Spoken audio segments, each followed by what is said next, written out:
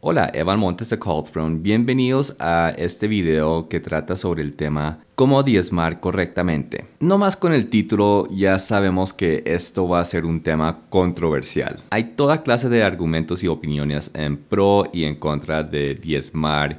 Y han habido toda clase de escándalos y estafas con el diezmo en las iglesias. Entonces quiero hacer este video de la siguiente forma. Quiero presentarlo como mi testimonio personal y que no se considere tanto una enseñanza, sino más bien que yo estoy compartiendo una información y que a ustedes les corresponde si quieren verificar esa información. Primero con lo más inmediato que es la Biblia y segundo con Dios mismo. Me parece sumamente importante verificar esto con Dios porque como ya dije, este es un tema muy controversial y pueden haber cosas que yo diga que a ustedes tal vez les guste o no les guste, pero como ya sabemos, no trata de sentimientos o gustos propios. Lo único que debe interesar es si es verdad o no es verdad. Y eso deben ponérselo en las manos de Dios para que Él lo verifique. Entonces aquí va mi parte. Todo comenzó cuando yo tenía 30 años, me convertí al Señor y en ese tiempo yo era muy interesado en las cosas bíblicas, en las cosas de Dios y buscaba mucha información por internet y mucha información acerca de temas bíblicos. Pasaron más o menos 3 años y encontré un sitio en internet bastante peculiar. Había visitado decenas de sitios web de temas bíblicos y cristianos y este era diferente porque tenía unas presentaciones en Flash narrados supuestamente por un profeta. Ahora, el título de profeta no me impresionaba mucho porque se veía por todos lados. Muchos andaban con ese título, pero la verdad parecían predicadores sin mayor cosa. Pero este profeta parecía distinto. Primero por su testimonio de eventos e interacciones con Dios bastante extraordinarias y segundo por las revelaciones y mensajes que estaba compartiendo. Estas revelaciones giraban en torno de que Dios está preparando su iglesia para ser su novia, la novia de Cristo, la novia del Cordero, para celebrarse las bodas del Cordero. Pero que hay 3 áreas en la iglesia que está impidiendo que esto suceda. No es que solo hay 3 áreas, sino que hay 3 áreas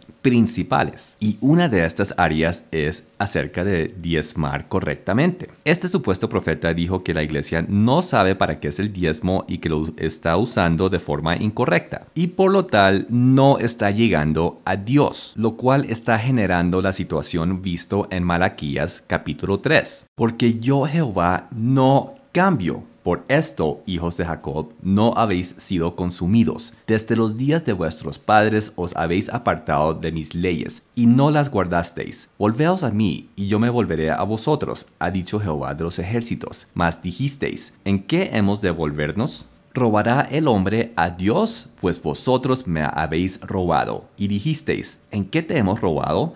En vuestros diezmos y ofrendas. Malditos sois con maldición, porque vosotros, la nación toda, me habéis robado. Traed todos los diezmos al alfolí, y haya alimento en mi casa, y probadme ahora en esto, dice Jehová de los ejércitos. Si no os abriré las ventanas de los cielos, y derramaré sobre vosotros bendición hasta que sobreabunde. Reprenderé también por vosotros al devorador, y no os destruirá el fruto de la tierra, ni vuestra vid en el campo será estéril, dice Jehová de los ejércitos. Y todas las naciones os dirán bienaventurados, porque seréis tierra deseable, dice Jehová de los ejércitos. Ahora, muchos habrán escuchado estos versículos en sus iglesias advirtiéndoles que tienen que traer sus diezmos allá mismo por las razones que dice Malaquías 3. Y tienen razón, pero el problema radica, según este profeta, en que las iglesias luego de recibir los diezmos lo usan con otros propósitos. Lo usan para pagar el arriendo de la iglesia, servicios públicos de la iglesia, materiales de la iglesia, instrumentos de la iglesia y así otras cosas de mantenimiento o logística o infraestructura o programas o eventos de la iglesia. Cuando el propósito del diezmo es para personas. Entonces empezamos a buscar en la Biblia de forma no lineal todas las partes y los pedazos hablando acerca del diezmo y quiénes son los que lo reciben. La lista más completa la vemos en Deuteronomio 26:12, donde se nombran levitas, extranjeros, huérfanos y viudas. Nehemías 12 del 44 al 47 expande la lista a cantores y a porteros. Y en los evangelios sabemos que el dinero del Señor se usaba para los oprimidos o los pobres, pues se insinúa que era una práctica común de los discípulos darle dinero a los pobres de la tesorería de Jesús. El caso es que este profeta afirma que Dios le ha estado mostrando cómo la iglesia está manejando mal su diezmo por no entender estas cosas y consecuentemente la iglesia está bajo la maldición de Malaquías 3. O sea, le está robando a Dios. Y Dios quiere arreglar este problema primero porque Él está preparando su iglesia para ser la novia de las bodas del Cordero y segundo porque quiere quebrantar la maldición que existe en la iglesia por robo. Entonces cuando yo veía estas cosas en su página de internet, pues estaba bastante aterrado, pues todo tenía mucho sentido, estaba respaldado bíblicamente y de ser cierto, pues el problema sería muy grave para la iglesia. Entonces me puse a analizar todo de esa página muy bien, lo puse en oración, se lo comenté a mi esposa, lo hablamos, lo pusimos en oración y empezamos a pedirle confirmación a Dios acerca de ese profeta si era de verdad profeta. Y finalmente Dios lo confirmó. Ese era un auténtico profeta y esa situación del diezmo era real. Para hacer una historia larga corta, yo me comuniqué con ese profeta por correo y le pregunté si tenía ese contenido en español. Él me dijo que no, pero que le encantaría que yo lo tradujera. Entonces traduje el texto de las 3 áreas donde está fallando la iglesia, incluyendo el diezmo, y en la página web él tenía presentaciones en Flash de estas 3 áreas. Me comprometí a traducir todo y en este canal YouTube tengo por lo menos una de esas presentaciones traducida, cual se llama Huerto de Protección, pero me hace falta traducir las otras 2 presentaciones que ojalá pronto lo haré. Los textos sí los traduje completo y los armé en un documento y decidí que lo iba a compartir con mi pastor en mi iglesia. Yo estaba todo emocionado, pensé que mi pastor también iba a ver esto y iba a quedar deslumbrado, que esto iba a ser una revelación para nosotros, para corregir estos errores y la iglesia iba a entrar en bendición, y en ningún momento se me ocurrió que tal vez él no lo tomaría con ese mismo entusiasmo que yo tenía. Le entregué el documento, le dije que había información muy valiosa ahí y una semana después me lo devolvió y estaba furioso conmigo. Lo que en mi cabeza era una oportunidad para corregir errores y entrar en bendición, en su cabeza yo lo estaba acusando de ser un ladrón que le robaba a Dios cada semana. Definitivamente no estaba esperando esa reacción de él. Definitivamente no fue mi intención que él pensara tales cosas. Pero realmente salió increíblemente mal este primer intento mío de presentar estas cosas. Tuve que salirme de esa iglesia por esa razón. Y en ese momento entendí que yo no puedo simplemente bajar cosas por internet y pasárselas a otras personas. Si había información verídica e importante por internet, necesaria para compartirse con otras personas,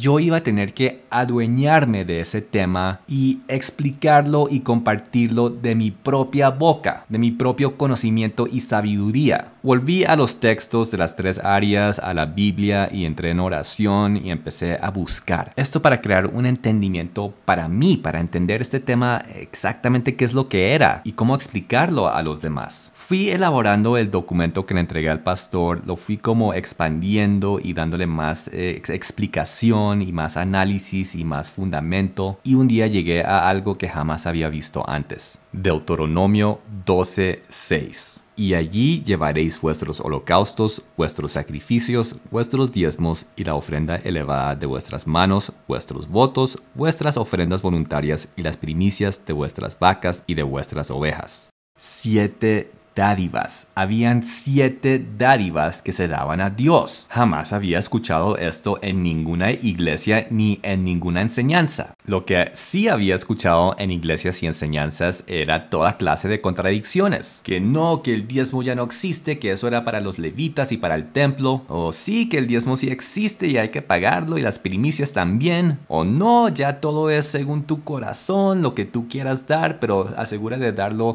alegremente. Toda clase de argumentos en pro y en contra y toda clase de explicaciones detrás de todos esos argumentos. Pero con este versículo ya las cosas tenían orden, lógica y explicación. El caso es que el diezmo es diferente a ofrendas y a primicias y a todas esas cosas, y una de esas diferencias es que el diezmo es obligatorio. Y cuando la Biblia habla de ofrendar, no está hablando de dar el diezmo. El diezmo tiene características mucho más de impuesto. Un impuesto para la subsistencia de estos 7 tipos de personas. Y asimismo, como un impuesto no es una ofrenda al gobierno, sino es dinero del gobierno que hay que pagarle, es lo mismo con el diezmo. El diezmo es dinero de Dios que hay que pagárselo. No es una ofrenda nuestra. Y así como no pagar los impuestos se considera robo al gobierno y es un crimen que lo mete en problemas legales, igual no pagar el diezmo se considera robo a Dios y es un crimen que lo mete en problemas legales. Y eso es lo que explica Malaquías 3. Entonces, basándonos en eso, hay que empezar a corregir errores. Comenzando con aquellos versículos en el Nuevo Testamento que hablan de ofrendar, ya sabemos que no trata de diezmar. Sabemos que una de las 7 dádivas se llama la ofrenda voluntaria y cuando un versículo habla de ofrendar voluntariamente,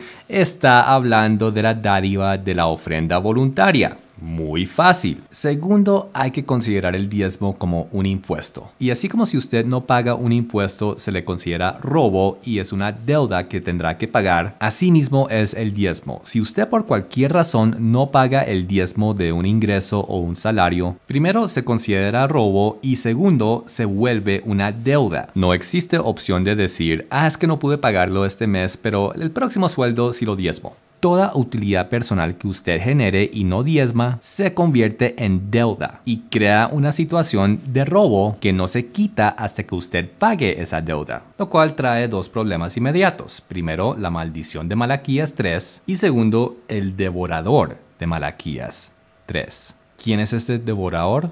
Sed sobrios y velad, porque vuestro adversario, el diablo, como león rugiente, anda alrededor buscando a quien devorar. Este versículo prácticamente se podría leer como el diablo como león rugiente anda alrededor buscando quien no ha diezmado. ¿Por qué? Porque esto le da permiso legal a Satanás a tocarnos, a robarnos, matarnos y destruirnos. ¿Ustedes nunca se han preguntado por qué la Biblia dice que Jesucristo es nuestro abogado? ¿Quiénes son los que necesitan abogado? Pues los que están metidos en problemas legales. Jesús en la cruz como sacrificio borró nuestros pecados. Pero Jesús en la corte como abogado es otra cosa. Para entender todo esto hay que entender quién es Satanás y cómo opera él. Y en mi opinión personal pienso y siento que la iglesia es bastante ignorante en las maquinaciones de Satanás. Pensando y proclamando que el diablo está vencido, que está bajo nuestros pies, que solo hay que reprenderlo en el nombre de Jesús y listo. Adicional a esto, la iglesia es bastante ignorante en cuanto a la ley, que la ley ya pasó, que fue abolida en la cruz del Calvario, que ya no es vigente, ya todo es proclamando el nombre de Jesús y listo. Por todos lados estamos expuestos por falta de conocimiento. Y es eso mismo, falta de conocimiento, que destruye el pueblo de Dios. Entonces, para ir adquiriendo un poco de conocimiento, consideremos las siguientes cosas. Tal como hay impuestos en la tierra, hay impuestos en los cielos. Tal como hay leyes en la tierra, hay leyes en los cielos. Tal como hay cortes, abogados, jueces, procuradores en la tierra, hay cortes, abogados, jueces, procuradores en los cielos. El dominio espiritual es mucho más paralelo y mucho más sincronizado al dominio terrenal de lo que la gente cree. El cielo no son angelitos bebés con alitas volando por todos lados tocando arpas por toda la eternidad. El cielo es un gobierno, es un sistema político. Ahora, con eso en mente, volvamos a este escenario de Jesús como nuestro abogado. Si Él es nuestro abogado, ¿quién es el acusador? Exactamente, Satanás. Satanás va día y noche a las cortes celestiales para acusarnos. Y he aquí algo súper mega importante que tienen que entender. Cuando Satanás va ante Dios en la corte a acusarnos, Él no hace acusaciones falsas. Él no le dice mentiras a Dios. Pueda que Satanás a nosotros nos diga cualquier cantidad de mentiras y falsas acusaciones, pero Satanás no es idiota. Él sabe que a Dios no se le puede engañar y no pierde su tiempo tratando de hacerlo. Sus acusaciones en las cortes celestiales son legítimas y son verdaderas. Y ahí es donde entra la función de Jesús como abogado. Jesús y el Padre operan con verdad, y si la acusación es verdadera, ellos no pueden ignorarlo así nomás. Por lo tal, Jesús quiere minimizar los daños que el diablo busca hacer legalmente y busca solucionar esos problemas antes de que el diablo se salga con la suya. Debemos y tenemos que entender que son cuestiones legales. Nosotros no podemos pensar que simplemente proclamando el nombre de Jesús o reprendiendo al diablo en el nombre de Jesús va a hacer desaparecer los problemas jurídicos que tenemos en las cortes celestiales. Solo piénsenlo de esta manera. Si las autoridades tributarias de su país llegan a su puerta para arrestarlo o confiscar sus activos por una deuda que usted tenga en impuestos con el gobierno, reprendiéndolos en el nombre de Jesús no va a hacer que ellos se vayan. No funciona así. Usted no puede cometer crímenes y pretender usar el nombre de Jesús como una varita mágica que hace que todas las consecuencias desaparezcan. Así mismo es en el dominio espiritual.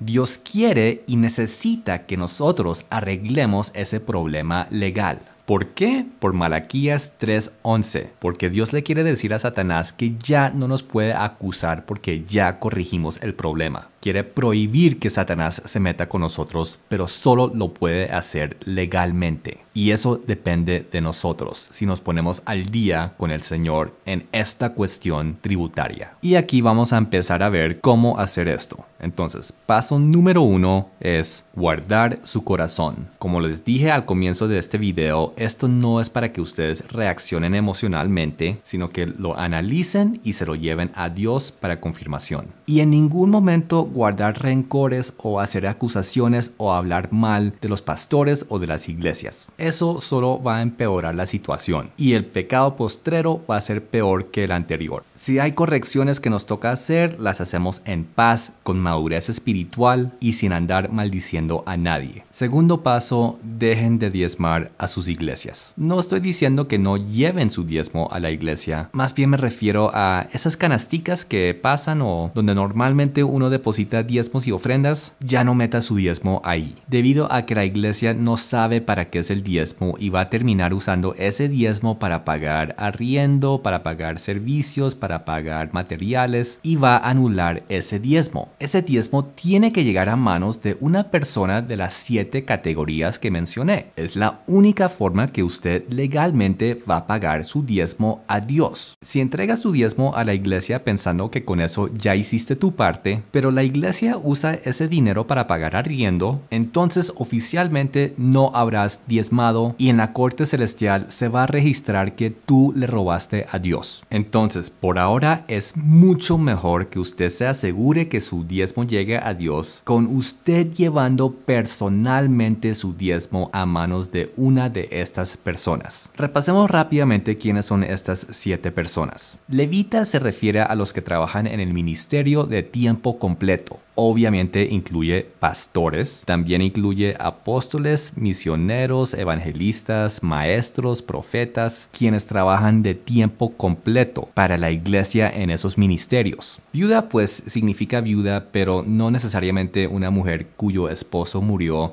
sino más bien una mujer cuyo esposo la abandonó. Puede ser por muerte o la abandonó, la dejó por otra, etc. Ahora, la idea es que sea una viuda cuya familia no la puede o no la está cuidando, porque en teoría las familias deben estar cuidando de sus viudas. Huérfanos, obviamente jóvenes sin padres, pero también puede ser casos de una mamá soltera o un papá soltero donde los jóvenes no tienen ambos padres, donde un padre los abandonó y están en dificultades. Extranjeros son personas quienes no conocen a Jesús. Esto más bien me ha parecido como situaciones extraordinarias donde se le entrega el diezmo a un no creyente y esto ayuda de cierta forma a romper su escepticismo. Yo nunca le he entregado el diezmo a un no creyente. El profeta sí tiene un testimonio de haberlo hecho una vez. Podrán leerlo en mi libro libro, les dejaré el link al final de este video. Cantores son personas quienes son ungidas por Dios a esas posiciones. Son salmistas, compositores que escriben para el Señor y ministran para Él con canciones y en otras formas. En época antigua ellos eran de tiempo completo en el templo. No son los cantantes o coros o músicos de la banda de la iglesia. Los porteros son los que guardan las entradas de las iglesias. Personalmente nunca le he diezmado a un portero, pero creo que se refiere como a la secretaria, recepcionista, vigilantes y otras personas quienes trabajan en esas posiciones para la iglesia. Y oprimidos obviamente hace mucha referencia a gente pobre, pero también se puede referir a alguien quien está siendo oprimido por una situación económica difícil o una enfermedad, etc. Y básicamente así uno paga su diezmo, es la forma legítima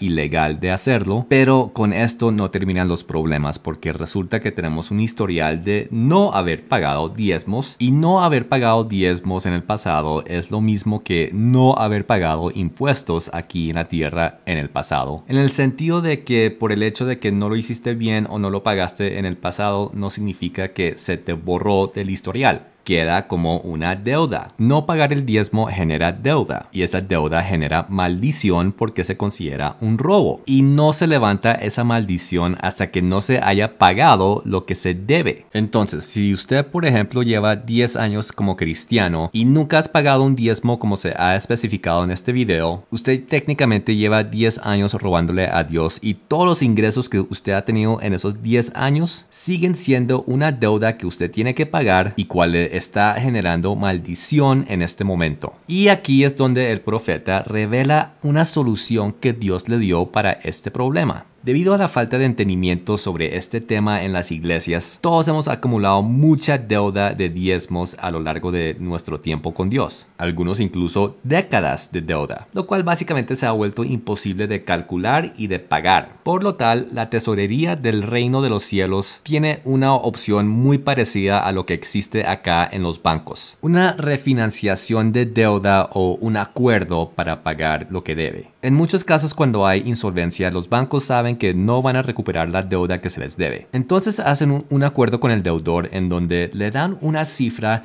que sí le es posible pagar en determinado tiempo y que ese deudor pague esa cifra y a cambio el banco le borra su deuda. De esa forma el banco recupera algo de la deuda y al deudor se le borra su deuda y ambos quedan relativamente felices. Esto es lo que el profeta dijo que podemos hacer con Dios para romper la maldición de robo y de deuda. Se llama la retrodeuda. Es la cifra que Dios nos da para pagar y cancelar todo eso que debemos. Entonces, suponiendo que llevamos 10 años no diezmando correctamente en la iglesia. Entramos en oración y le decimos a Dios, Señor, ¿cuál es mi retrodeuda para pagarlo y cancelar la maldición? Y Dios podrá decir, por ejemplo, ok, dame $500 en 6 meses. Un ejemplo, por decir cualquier cosa. Entonces en los próximos 6 meses vas pagando esa cifra, entregándoselo a las 7 personas que ya mencioné. Y cuando termines de pagarlo por completo, a voz audible dices, en el nombre de Jesús cancelo la maldición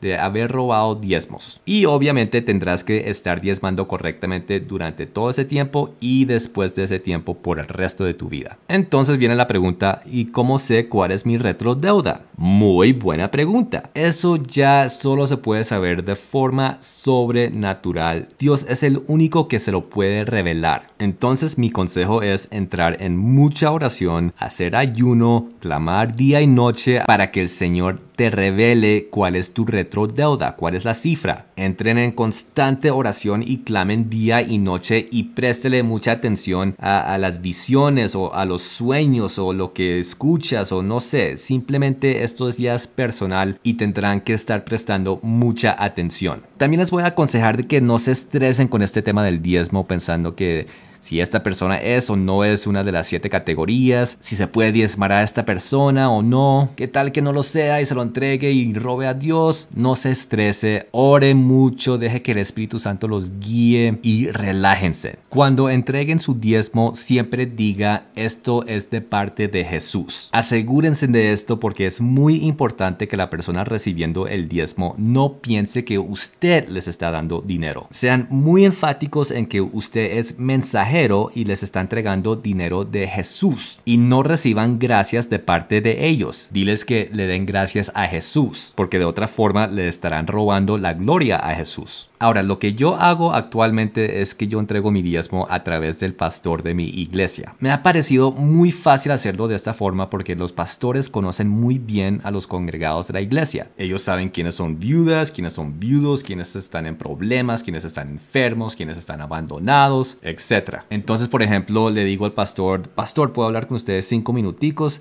Es que yo tengo un dinero que es del Señor Jesucristo y necesito entregárselo a alguien que está pasando por necesidad. Y entonces él me comenta de casos en la iglesia y yo le entrego el dinero en un sobre y le pido el favor que él se lo entregue a esa persona en el nombre de Jesús. O a veces se lo entrego al pastor mismo y le digo que es de parte de Jesús para él. Nunca le digo a él o a nadie que es el diezmo para no entrar en controversias ni en enredos. Simplemente es de parte de Jesús y ya. Entonces pueden hacerlo por medio del pastor si tienen confianza con él para entregárselo a estas personas, o que te señale quiénes son las personas y tú mismo vas y lo entregas en el nombre de Jesús directamente a ellos. Solo son opciones que estoy compartiendo con ustedes. Y por último, el diezmo trata de ingresos por tu productividad. No hay que diezmar dinero que recibas como un regalo, por ejemplo, ni por cosas que vendas de segunda mano. La verdad no tiene mucho sentido, ya que por lo general uno vende cosas de segunda por debajo de su valor, cual representa una pérdida para usted, al menos que ese objeto de segunda haya adquirido valor. Por decir algo, tengo un balón de fútbol que me costó $50, pero me lo firmó Cristiano Ronaldo y lo vendo por 500. Ahí sí diezmo $450. Ahora muchos estarán preguntándose, entonces, ¿cómo se paga por la iglesia, por el sitio, el arriendo, los servicios, los materiales? Bueno, eso ya tiene que ver mucho más con ofrendas voluntarias y ofrendas pro templo. Todo esto lo hablo con mucho más detalle en mi libro Revelación de las bodas del Cordero. Les dejo el link abajo en la descripción para que lo descarguen completamente gratis. Muchas gracias por ver, que Dios los bendiga. Chao.